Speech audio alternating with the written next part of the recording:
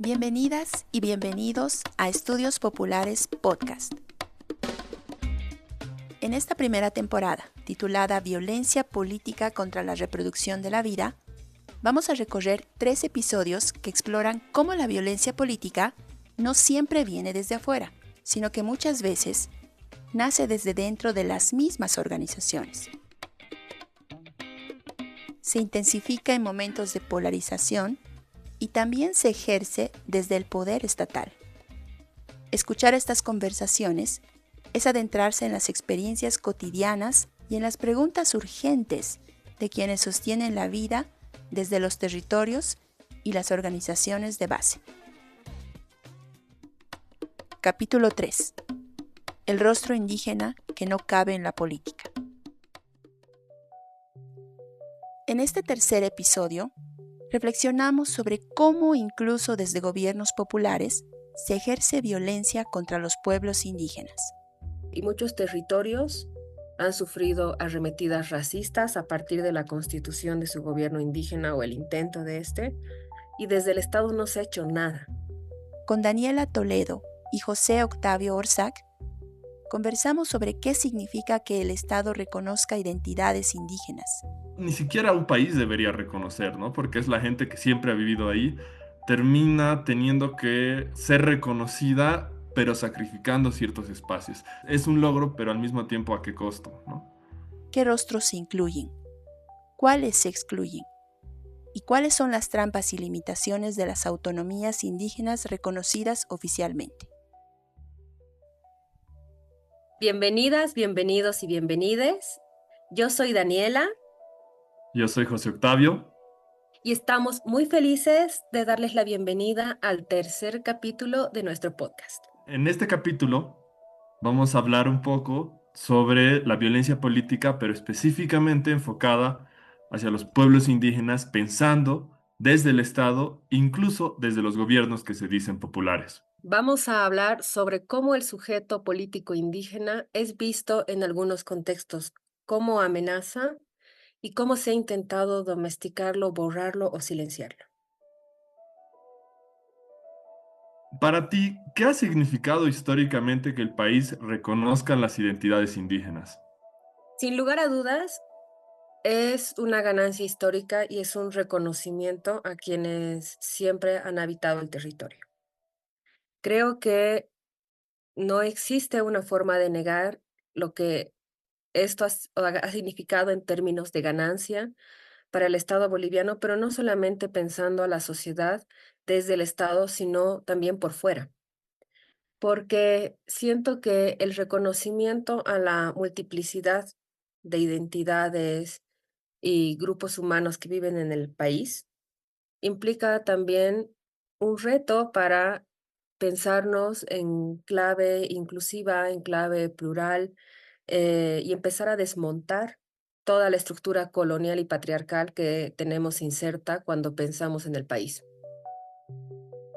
Ese reconocimiento es lo mínimo, pensando en que ni los estados ni los países se han construido pensando en reconocer a las identidades indígenas inicialmente, pero principalmente, ¿qué implica también ese reconocimiento, no? Es algo que yo siempre trato de pensarlo en esa forma de verlo temporalmente o cronológicamente, porque si digo, ¿cuánto también se ha dejado atrás por reconocer lo mínimo, ¿no? Y creo que para mí algo fundamental ahí es las relaciones con los territorios, ¿no? O sea, para mí creo que si lo pensamos en el largo plazo y en el largo tiempo, algo que no ni siquiera un país debería reconocer, ¿no? Porque es la gente que siempre ha vivido ahí, termina teniendo que ser reconocida, pero sacrificando ciertos espacios. Y eso es algo que me deja ahí con muchas preguntas, con sabores agridulces también, ¿no? De que es un logro, pero al mismo tiempo ¿a qué costo, ¿no? Creo que planteas un buen punto, ¿sabes por qué? Porque siento que a pesar del reconocimiento en la Constitución Política del Estado, que por cierto solo ha reconocido a un número de naciones y pueblos indígenas y ha dejado otros tantos fuera, que no cumplían ciertos requerimientos, todavía no hemos acabado de ver el impacto real de este reconocimiento. Quiero plantear que sin duda el reconocimiento no lo es todo, pero puede ser un buen inicio para cosas muy puntuales, como por ejemplo para políticas públicas.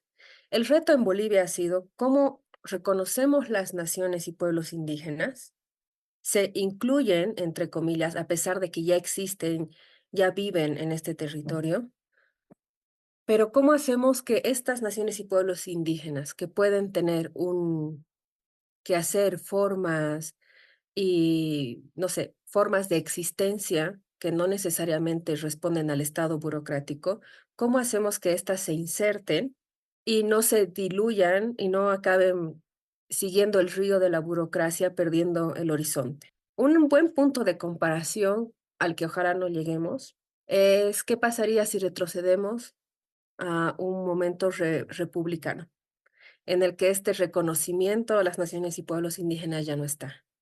Ojalá no lleguemos a ello, pero siento que en Bolivia agarramos perspectiva solo cuando vamos un poco para atrás y perdemos ciertos avances.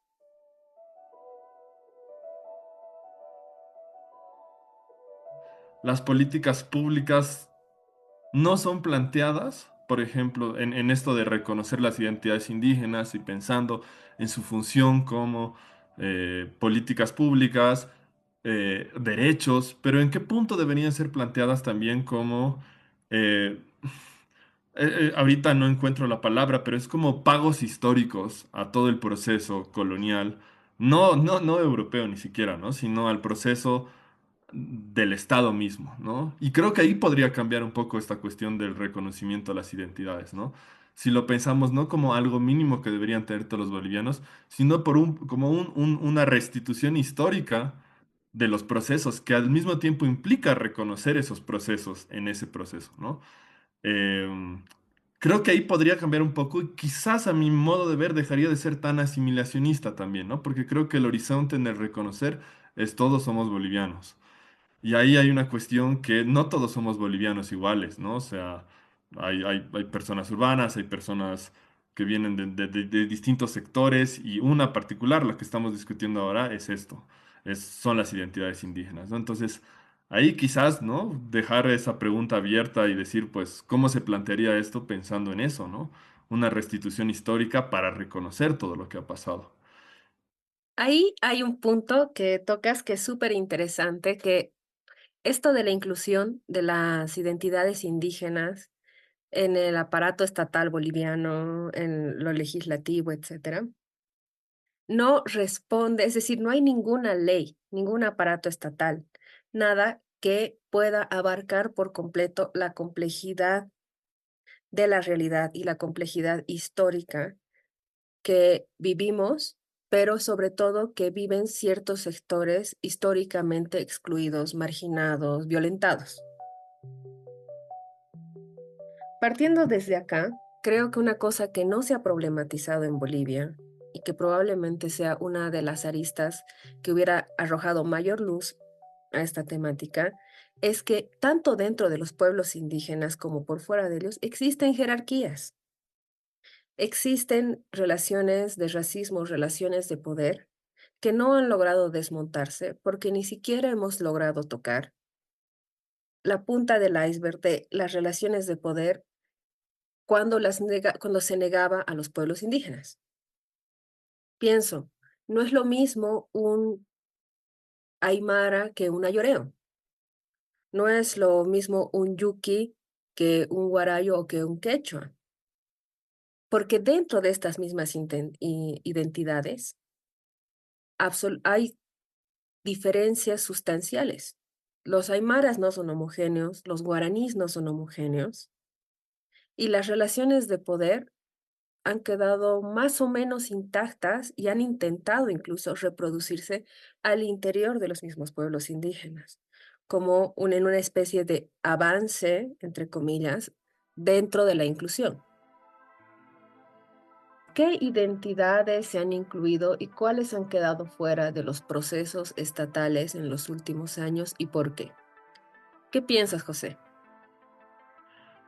Yo creo que ahí hay dos aspectos centrales. Uno, el de las diferencias que tú acabas de mencionar, ¿no? Que son las diferencias entre pueblos que están abarcados dentro de un mismo estado, ¿no? Y con un caso extremo podríamos hablar de un sector aymara y un sector, yo qué sé, ceja, o chimán, ¿no? Em, y al mismo tiempo, el otro punto sería también las diferencias internas que tú has mencionado, porque esas diferencias internas y esas propias jerarquías internas son también parte de la historia, ¿no? De los procesos estatales. Y a mí me hacías pensar que, por ejemplo, desde la historia siempre hay este énfasis, por ejemplo, en hablar cómo ciertos actores de poder, élites indígenas, históricamente, han sido las bisagras entre los poderes estatales, monárquicos, españoles y sus propias comunidades, ¿no? Pero también es interesante cómo esos procesos de asimilación a estas otras jerarquías más grandes políticas fuerzan a eso, ¿no? Hay un trabajo que recién va a salir, por ejemplo, sobre toda la élite veniana, ¿no? De los cayubabas, de los mojeños, etcétera, etcétera, y su articulación. Entonces, yo creo que eso es algo que es parte misma de los procesos estatales y no necesariamente que hayan sido reconocidos en las identidades, o sea, no solamente el reconocimiento a las identidades indígenas significa que esa ha sido la forma de eh, asimilación al Estado. Y eso también habría que ver. Ya ha habido procesos previos, ¿no? En ese sentido, para mí, creo que hay que pensar mucho también cómo el Estado y el reconocimiento de las identidades indígenas previas y actuales tiene en sí esa carga de asimilación, ¿no? Y creo que eso explica mucho de quiénes quedan afuera y quiénes quedan adentro. Y para mí, por ejemplo, eso tiene que ver mucho con la tierra, ¿no? Alguien que pueda dividir su tierra y hacer que la tierra sea útil en una forma económica determinada, digámosle capitalista, va a ser mucho más aceptado que alguien que maneja su bosque, por ejemplo, ¿no? Y para mí el territorio ahí es fundamental, ¿no? El cómo se escoge vivir, cómo manejar los recursos, y históricamente siempre ha sido así, ¿no? O sea, históricamente a los que no manejan la tierra de forma privada, se les ha llamado salvajes, que son las personas que han tenido siempre sus comunidades o sus propiedades comunales. Has puesto el dedo sobre la llaga, porque al final del día es un asunto económico. Digo, no por nada, los pueblos indígenas que mejor se han asimilado al nuevo modelo de constitución política del Estado son aquellos que ya tenían este conocimiento político sindical que sirve para insertarse en la burocracia estatal, que ha sido un conocimiento adquirido a lo largo de, no sé, varias generaciones y no necesariamente ha sido igual de fácil ni rápido para otro tipo de pueblos. Yo me pregunto, ¿cuál es el costo de asimilarse bien al nuevo modelo estatal para quienes han sido incluidos, por ejemplo, como quechuas aymaras, tanto a nivel de liderazgos personales, pero sobre todo, cuál es el costo para el lugar y el territorio que representan? ¿Ha valido la pena? ¿No ha valido la pena? ¿Qué se ha ganado? ¿Qué se ha perdido? Pero también, ¿qué es lo que han perdido aquellos que no han logrado asimilarse bien? O qué tanto espacio de creación, de organización comunitaria han podido lograr al no lograr asimilarse. Esto me lleva a pensar en las autonomías indígenas, que es una de las novedades de los últimos 20 años, ¿no? Y hemos visto, José, me imagino que coincides, que hay unas que se han permitido y han fluido con más rapidez, con más facilidad que otras. Entonces, ¿qué tipo de autonomías tú crees que se permite a los pueblos indígenas? Pero a la vez, ¿cuáles han sido las trampas de las autonomías indígenas para los 36 pueblos y naciones reconocidas? A ver, algunos procesos de autonomía que yo he conocido un poquito más cercanos, porque no podría decir que los he conocido así a su totalidad, claramente hay, por ejemplo, un lenguaje del territorio. ¿No? Hay una forma en la cual el Estado te va a dar la autonomía siempre y cuando, por ejemplo, tú hables de tu territorio en términos de recursos. Y desde ahí entran las ONGs, ahí entran los técnicos, que van a ser prácticamente como una categorización o catalogación de los recursos del territorio como si fuera una expedición naturalista del siglo XIX, ¿no? Yo lo veo un poco así. Y al final es eso lo que tú decías, ¿no? Es económico, ya, te aceptamos esto, pero hacemos un catálogo de los recursos que hay en tu territorio, ¿no? Y eso genera otros lazos de dependencia, ¿no? Lazos de dependencia burocráticos, los que tú decías, por ejemplo, ¿no? Necesidad de conocimientos desde hacer un Excel, por ejemplo, ¿no? Entonces, para mí es nuevamente una trampa, o sea, es un logro, y yo creo que no hay nadie que no te diría que es un logro, pero de nuevo es como, hay un proceso de colonización silenciosa que es imposible de no decir que está ahí, ¿no? Y va, no solo son las autonomías, primero fueron las TCOs también en su momento, exactamente el mismo proceso. Entonces, de nuevo, yo creo que volvemos al inicio, ¿no? ¿Qué implica que te reconozca el Estado de cualquier forma? Y yo creo que es esa contradicción permanente, y para mí la pregunta termina siendo siempre, ¿es necesario que un Estado te reconozca? ¿No? Porque ¿cuánto pierdes ahí y cuánto ganas? O sea, evidentemente es necesario, pero no debería ser así. Uno debería existir porque existe, punto. Y esto queda súper claro con las autonomías indígenas, que no es una dádiva, no han sido, las autonomías indígenas no han sido una dádiva del Estado, responden a demandas históricas, y eso hay que remarcarlo. Pero aunque la idea era que que los territorios autónomos realmente tengan autonomía y se equiparen al gran aparato estatal, en la práctica ha resultado al contrario, o por lo menos difícil, porque realmente no ha habido suficiente espacio, suficiente aire, y se han restringido varias de las funciones que tienen las autonomías indígenas, y aunque en lo nominal parezca que se equiparan al Estado boliviano, en la práctica quedan subordinadas en sus diferentes poderes. Entonces, ¿hasta qué punto estas autonomías han logrado o no desprenderse de la lógica colonial que intentaban no reproducir?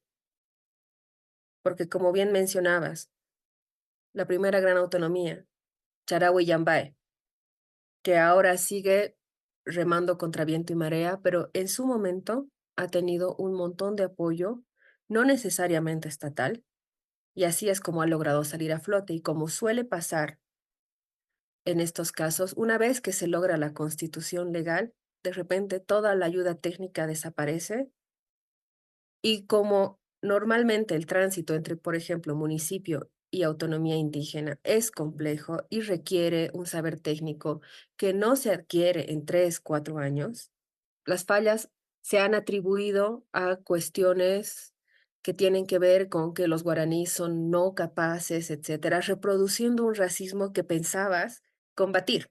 Entonces, realmente, ¿hasta qué punto las autonomías indígenas han logrado o no una transformación social? Opinión personal, son un importante reconocimiento histórico, pero realmente no se ha logrado el objetivo, y muchos territorios han sufrido arremetidas racistas a partir de la constitución de su gobierno indígena o el intento de este, y desde el Estado no se ha hecho nada, realmente nada, para desmontar todo este aparato macabro que ha arremetido contra los pueblos indígenas. Y a mí sí me gustaría terminar diciendo un aspecto central como es que la historia de los pueblos indígenas, y yo diría que no solamente los de tierras bajas, siempre ha sido por territorio, ¿no? Y que hablar de identidades indígenas tiene que ir de territorio. Y ahí yo creo que a mí me gustaría acabar con una pregunta así, lanzándola, y pensando en las personas que no tenemos territorio, ¿no? O no tenemos un territorio porque estamos hablando desde las ciudades. Y pensar en qué territorio defendemos, ¿no? Creo que esa nos aterriza también a pensar en nuestros propios entramados sociales, en todo esto que denominamos nuestro país Bolivia. Gracias, José. Yo para terminar me quedo pensando en cómo logramos conciliar la necesaria idea de autodeterminación, reconociendo que, si bien el Estado no lo es todo, sin duda pone ciertos límites a nuestras vidas. Pero ¿cómo logramos reconciliar o conciliar la autodeterminación sin perder también la necesidad de un reconocimiento y una restitución histórica a naciones y pueblos que han vivido violencias históricas de muchos siglos? El reconocimiento sin autodeterminación es solo un gesto vacío, porque sin autodeterminación real no hay transformación posible.